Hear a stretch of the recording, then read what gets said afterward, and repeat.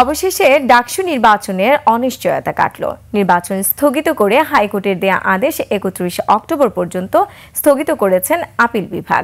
এতে 9 সেপ্টেম্বর ডাকসুর ভোট হতে কোনো বাধা রইল না। প্রধান বিচারপতি সৈয়দ রেফাত আহমেদের নেতৃত্বে আপিল বিভাগের পূর্ণাঙ্গ বেঞ্চ এই আদেশ দেন। নির্বাচনে ছাত্র শিবির মনোনীত জিএস প্রার্থী SM ফরহাদের অংশ নিতে কোনো বাধা নেই বলে জানিয়েছেন আইনজীবীরা। বিস্তারিত শাকের আরজু রিপোর্টে। ডায়ালগ সুবাসিত টয়লেট ক্লিনার, যার পাওয়ার প্লাস ফর্মুলা টয়লেটের কোনায় কোনায় পৌঁছে 99.99% জীবাণু ধ্বংস করে। রিমার্ক।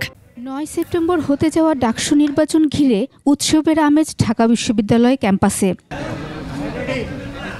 এমন প্রেক্ষাপটে নির্বাচনে এক জিএস প্রার্থীর বৈধতা চ্যালেঞ্জ করে রিট করা হয়। রিটের নির্বাচন স্থগিত করেন হাইকোর্ট। যদিও আধ ঘন্টার ব্যবধানে আপিল বিভাগের চেম্বার আদালত হাইকোর্টের আদেশটি স্থগিত করেন। বৃহস্পতিবার আপিল বিভাগের পূর্ণাঙ্গ বেঞ্চের শুনানি হয়। শুনানিতে বিশ্ববিদ্যালয় প্রশাসনের পক্ষে আইনজীবী রিটটি চলতে পারে না বলে যুক্তি তুলে ধরেন। বলেন, রিটকারী সংক্ষুব্ধ ব্যক্তি নয়। এদিন আবেদনকারী আইনজীবী আপিল বিভাগকে জানান, রিটকারীর উদ্দেশ্য নয় নির্বাচন বন্ধ করা।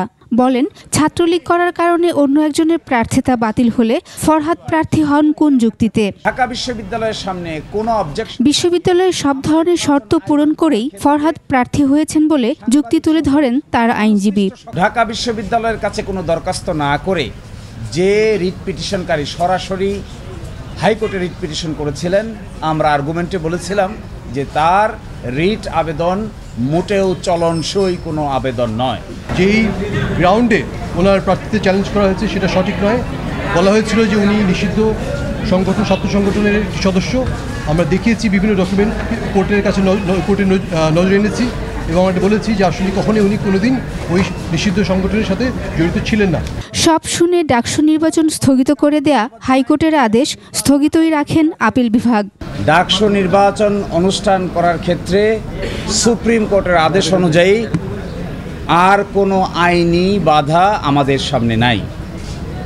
আগামী 9 সেপ্টেম্বর ডাকসু নির্বাচন ফ্রি, ফেয়ার এবং ইম্পার্শিয়াল ওয়েতে ঢাকা বিশ্ববিদ্যালয় কর্তৃপক্ষ ডাকসু নির্বাচন অনুষ্ঠিত করবে ইনশাআল্লাহ। এই আসন্ন ডাকসু নির্বাচনে ফরহাদের নির্বাচন করবার কোনো বাধা রইল না। ডাকসু নির্বাচনে 28টি পদে মোট 471 জন প্রতিদ্বন্দ্বিতা করছেন। এছাড়া 18টি হলের 13টি পদে মোট 1035 জন প্রার্থী প্রতিদ্বন্দ্বিতা করছেন। শাকের আরজু, 21 টেলিভিশন, ঢাকা।